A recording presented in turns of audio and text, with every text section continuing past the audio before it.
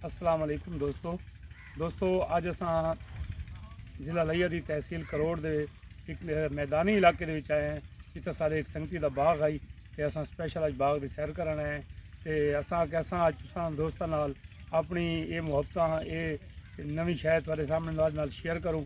ये सही दोस्त कन्नै असां पता फरमाया तो वह आखदे कि ये जिहड़ा माल्ट है ये शकरी है पिया और जिहड़ा शकरी है ये बहुत ज़्यादा मिठा होंदा है और एक जी मौसमी की जी किस्म है ना उन्हें बड़ी यूनीक किस्म है कि ये जिहड़ा माल्ट है ये बहुत ज़्यादा मिठा होंदा है और बहुत ज़्यादा पसंद किया जाता है। दोस्तों आओ अगर थोड़े नाल जुलते हैं और सारे नाल रहो तो ऐसा थोड़ा बैर भी बाग तो सारा विजिट करवाएंगे। ये उससे ज़्यादा खूबसूरत है माशाल्लाह नाल देखो अल्लाह पाक दा रंग कि अल्लाह पाक ने क्या खूबसूरत फल बनाए सारे थल दे विच और सारे थल दियां रौनकां दे विच ही रौनक भी बड़ी ज़बरदस्त है। इंशाअल्लाह तुसां दोस्त बड़े महसूस थींदे पे हो ते हुण बाग दी अज तुड़ाई भी लगी पई है फर्दर तुहानूं अपडेट करदे रहे वैसों।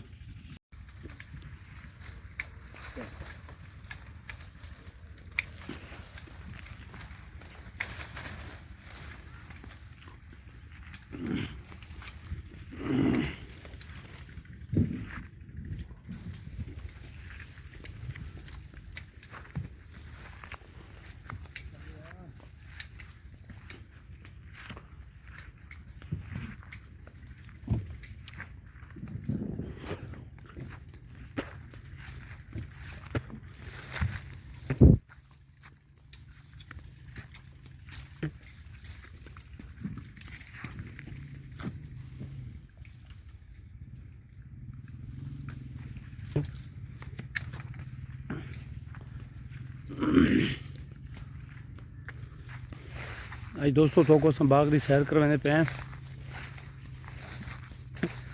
प्योर शकरी का बाग है तो इतना अज तुड़ाई लगी वधी आई तो असा वत हूँ आए से असा के बाग का चक्कर भी लाऊँ तो सैर भी करवा दूँ। देखो कि इन्होंने कि तरतीब नाल माल्टे तोड़े वाला इन्होंने डब्बों के पैक किए।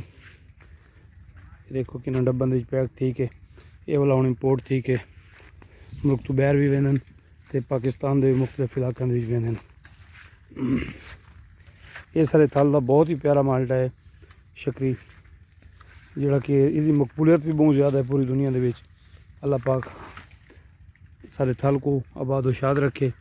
इन वेले सारे थल को अल्लाह के फजलो करम नाल बहुत ही रौनक हैं माशाअल्लाह। तो हर फल थींदे जोड़ा कि पूरी दुनिया के विच मकबूल है जिन्हें वास्ते दुनिया सीखती है सारे थल के उत्ते वो फल अवेलेबल है।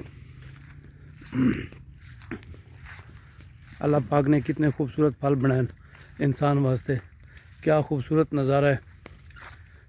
ये शकरी माल्टा है जोड़ा कि अस थोक दिखाते पैसे इनके देखो कि दोस्तों इन्होंने सारी पैकिंग कर दी है डब्बे के विच। हुण इन्हों को पैक करके तो ये वाला दूर दराज मंडियों के लगे हुए सन तो ये वाले तकरीबन एक बूटे तो मैं उन्होंने पूछा कि 4 तो 5 ये निकलते पैन क्रेट ना। तो हाले तो बहुत सारा बाग खड़ा है पिया